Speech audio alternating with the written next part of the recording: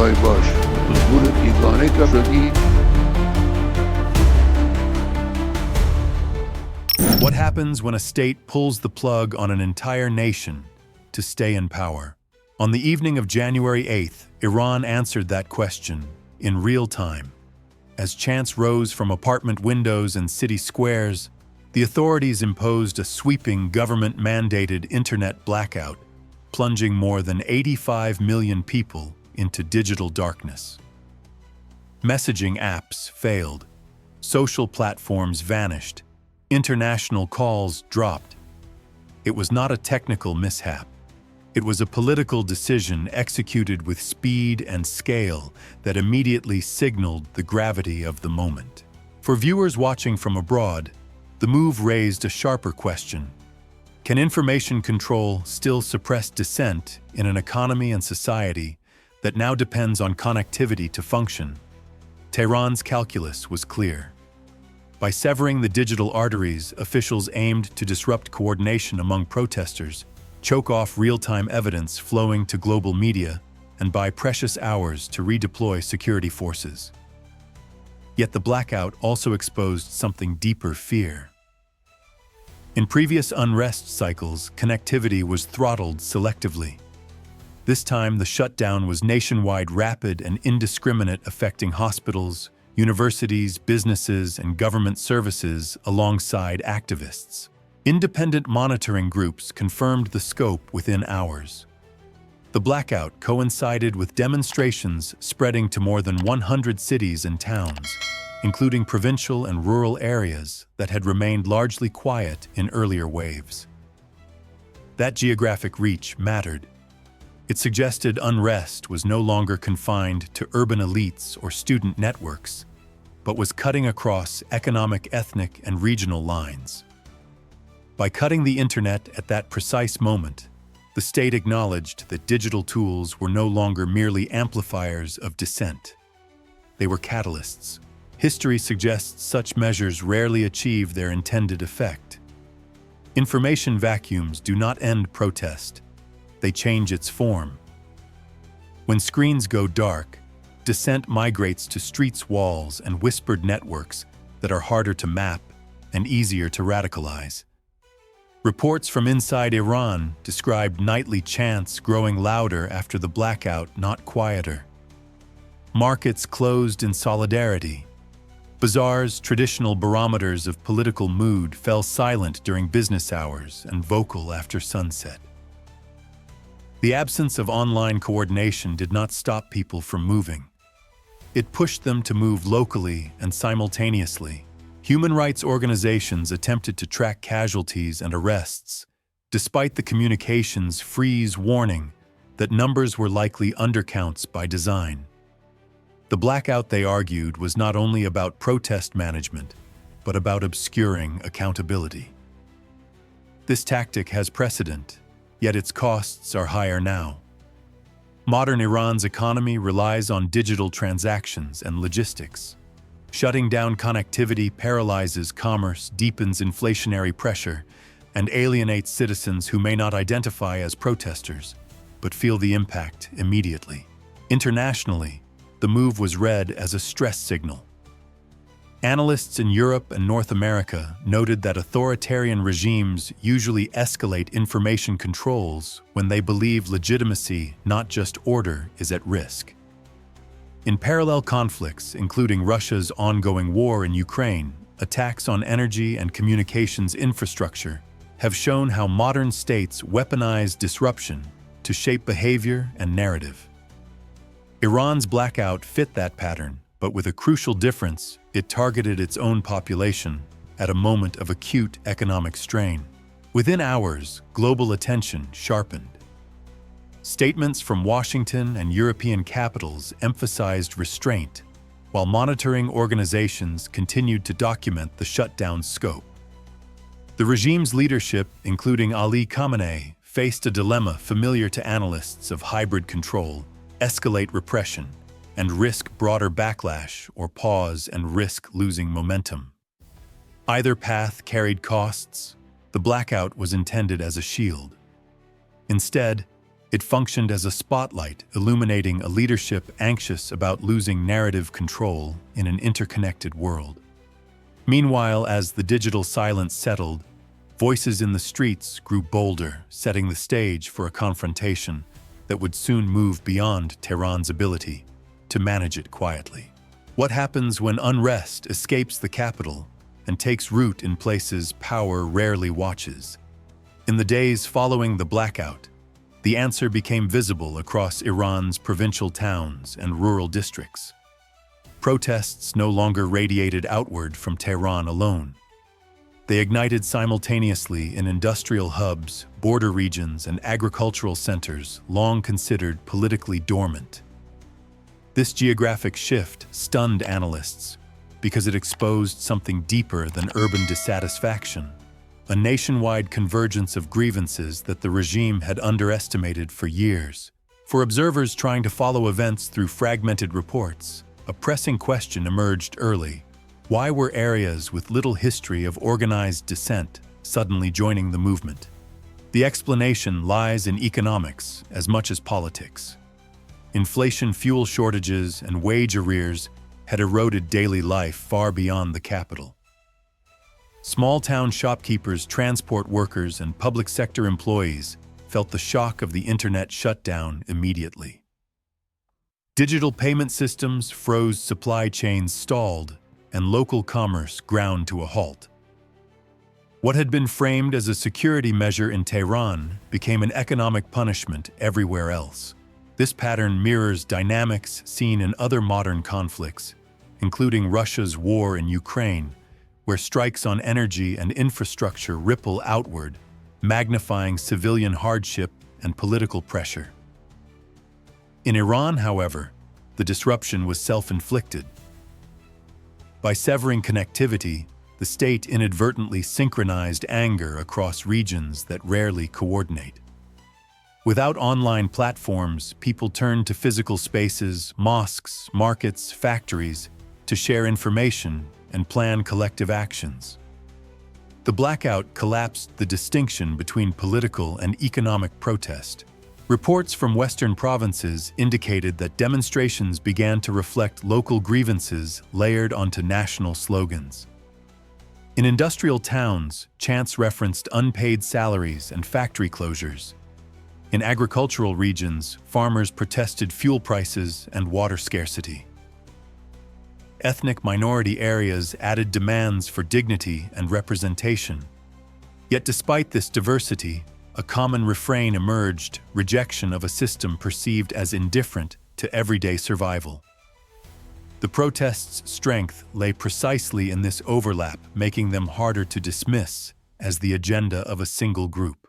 Security forces already stretched, thin-faced, an operational dilemma. Concentrating resources in major cities risked losing control elsewhere.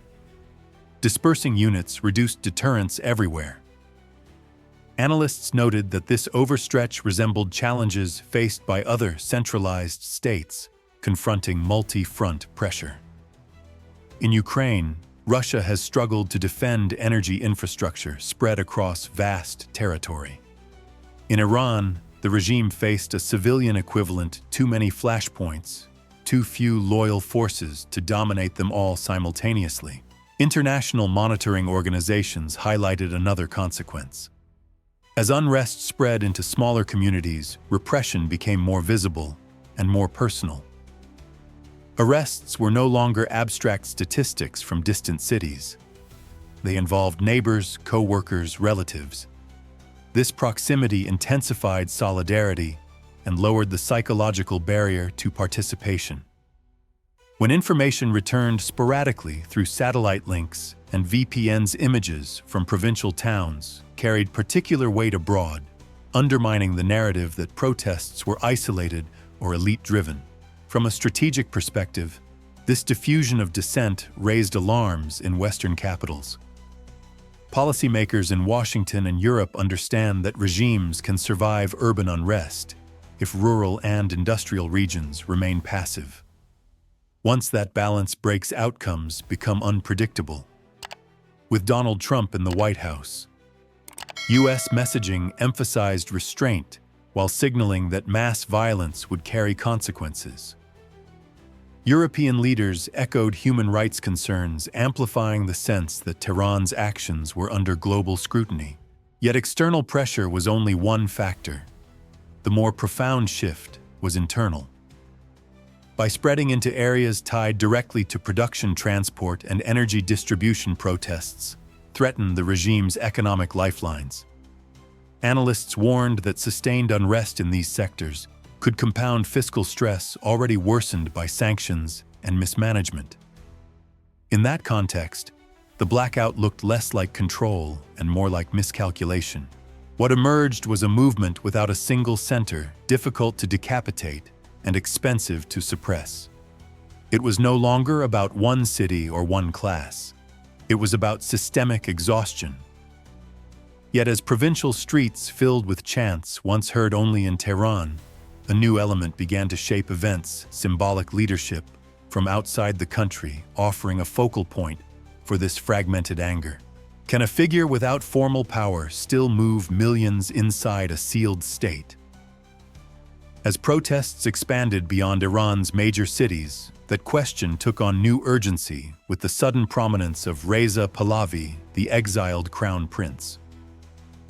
On January 8th, his call for nationwide demonstrations did not arrive through traditional political machinery or underground party structures.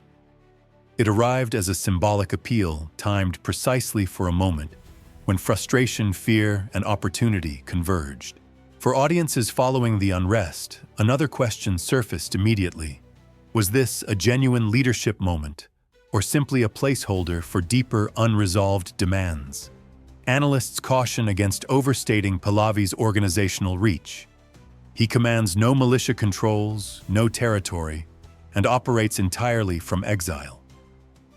Yet symbolism matters in movements where formal opposition has been systematically dismantled. For decades, Iran's security apparatus neutralized potential leaders through arrests, intimidation, and exile. What remained was a vacuum, one that a recognizable name could temporarily fill. Pahlavi's message resonated not because it offered a detailed roadmap, but because it provided a rallying point that cut across divides. In a protest landscape fractured by class, ethnicity, and region, a unifying symbol simplified coordination without requiring infrastructure. His appeal framed the demonstrations as a national moment, not a series of isolated grievances. That framing proved powerful. Reports from Tehran and provincial towns described synchronized chants and coordinated timing even under blackout conditions, suggesting that the call had traveled through informal networks faster than the regime anticipated. Western analysts drew parallels to historical precedents. During the late Cold War, figures such as Lech Wałęsa in Poland embodied resistance long before formal transitions became possible. Their influence lay not in command and control leadership, but in legitimacy and recognition. In Iran's case, the monarchy itself remains controversial. Some protesters chanted in favor of the Pahlavi name, while others emphasized that their support was less about restoring a dynasty and more about rejecting clerical rule. The distinction matters. Nostalgia for pre-1979 Iran often reflects longing for perceived stability rather than a coherent political program. Critics of Pahlavi point to his positions on Israel and Western alliances, arguing that they risk alienating segments of Iranian society and reinforcing regime narratives of foreign manipulation. Tehran seized on this immediately, portraying the protests as externally orchestrated. Yet the breadth of participation complicated that narrative. Demonstrations in economically marginalized regions undermined claims that unrest was driven by elite or foreign interests alone. In that sense, Pahlavi's role functioned less as proof of foreign influence and more as a mirror reflecting domestic exhaustion. International reactions amplified this dynamic. Media coverage in Europe and North America framed Pahlavi as a symbolic challenger rather than an alternative government, a nuance that mattered for legitimacy. U.S. officials under President Donald Trump refrained from endorsing any single opposition figure, focusing instead on warnings against violent repression. This cautious stance aimed to avoid validating Tehran's accusations, while still acknowledging the movement's scale. From a strategic standpoint, symbolic leadership carries both advantages and risks. It lowers barriers to entry for participation, but complicates negotiation and transition scenarios. Regimes can demonize symbols. They struggle more with decentralized anger. Analysts warned that if expectations around Pahlavi hardened into demands he could not meet, disillusionment might follow. Yet in the short term, his call achieved something rare: temporal unity across a fragmented landscape. The regime understood this danger. By cutting communications, authorities hoped to prevent precisely this kind of synchronization. That it occurred anyway suggested that informal trust networks had matured beyond digital platforms. In modern protest movements, leadership is often less about issuing orders and more about validating collective courage. What followed next shocked analysts even further. Faced with a movement gaining coherence without hierarchy, Iran's supreme leader was forced to speak publicly, breaking a strategic silence that revealed how seriously the challenge was being taken. When a supreme leader breaks his silence, what does that reveal about the balance of power? On January 9th, Iran's leadership confronted that question publicly as Ali Khamenei addressed the nation on state television. The speech was carefully calibrated, neither a full declaration of emergency nor a gesture of compromise. Instead, it reflected a regime weighing every word against the risk of escalation.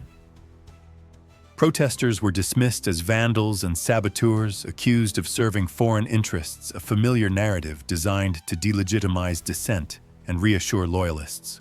For viewers inside and outside Iran, a critical question followed immediately: was this the opening move toward a crackdown, or a signal that the regime feared the consequences of one? The answer lay as much in what was not said as in what was. Khamenei stopped short of ordering mass force. There was no call for nationwide martial law, no blanket authorization for lethal suppression.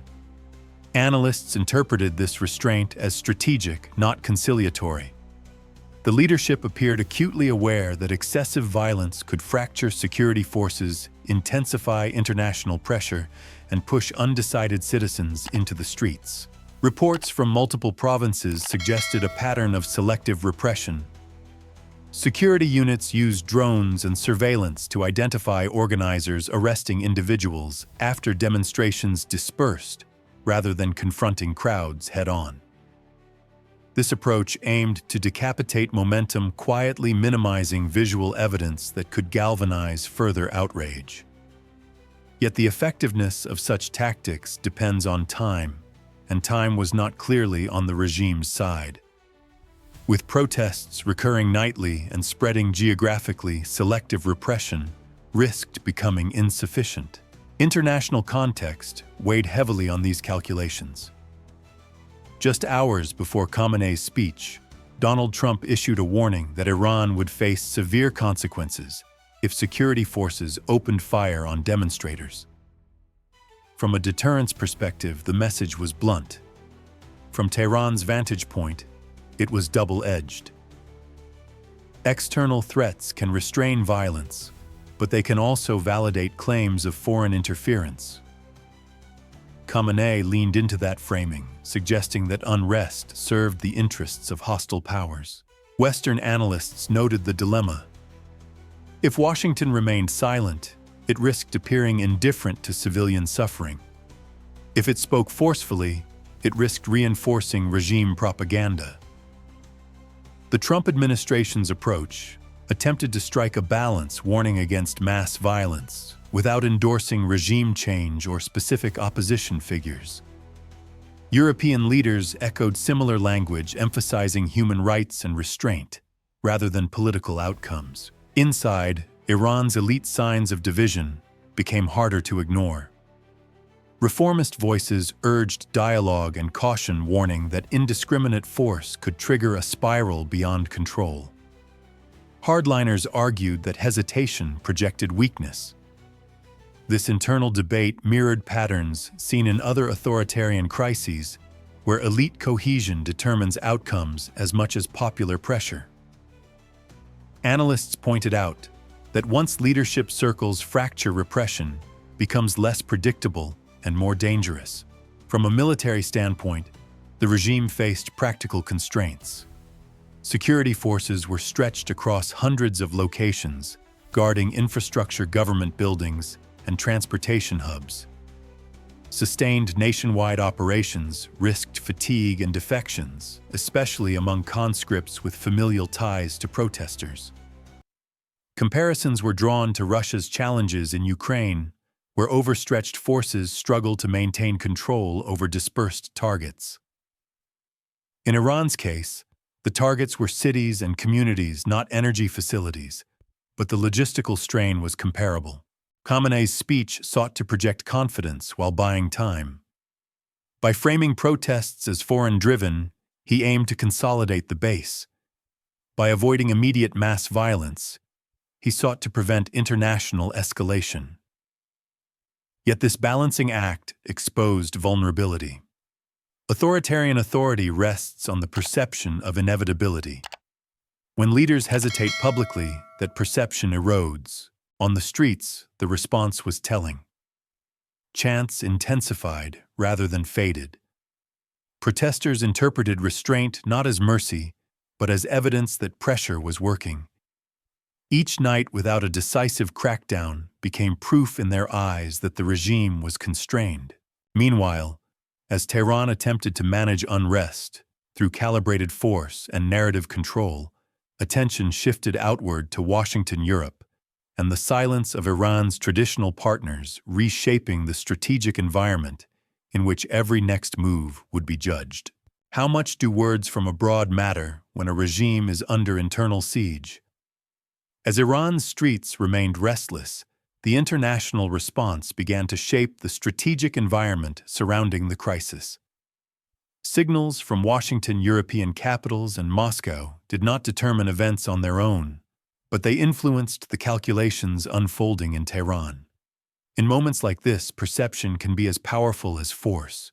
For global audiences, a central question emerged quickly. Do external warnings restrain repression, or do they harden a regime's resolve? The United States, under President Donald Trump, chose explicit deterrence. The message was clear: mass violence against protesters would carry consequences. In authoritarian systems, such warnings can raise the cost of escalation, particularly when leadership already fears isolation. Analysts noted that Tehran's subsequent restraint was unlikely to be accidental. Every statement from Washington became part of the regime's risk assessment. Europe followed with a different but complementary tone. Statements from Berlin and Brussels emphasized human rights obligations and warned against excessive force, framing the unrest as a matter of international norms rather than geopolitical rivalry.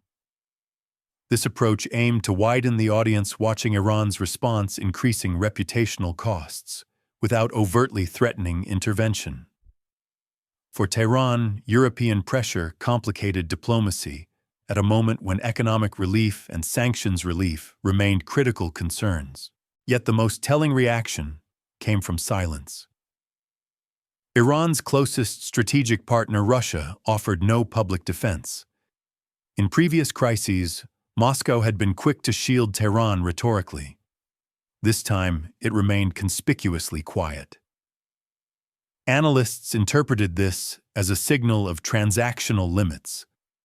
Iran's support for Russia's war effort in Ukraine, including the supply of drones, has not translated into unconditional backing.